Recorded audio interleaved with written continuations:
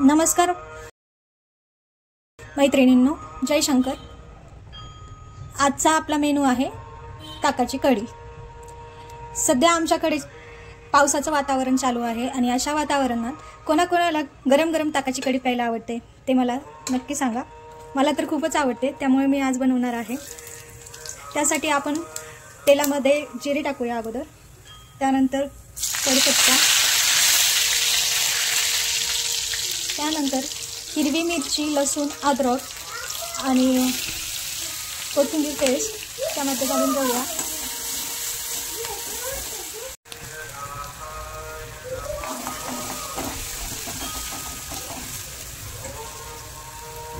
हे व्यवस्थित तळल्यानंतर त्यामध्ये हळद टाकूया आणि त्यामध्ये आता आपण ताकामध्ये बेसन पीठ मिक्स केलेलं आणि लसूण पेस्ट आणि अद्रक पेस्ट टाकल्यामुळे चांगली चव येते। तुम्ही पण ताक आणि बेसन पीठ आणि साखर टाकूया आणि मस्त अशी उकळी काढून घेऊया। बघा, दिसायलाच किती सुंदर आणि सुवास तर खूप छान येतोय त्याचा।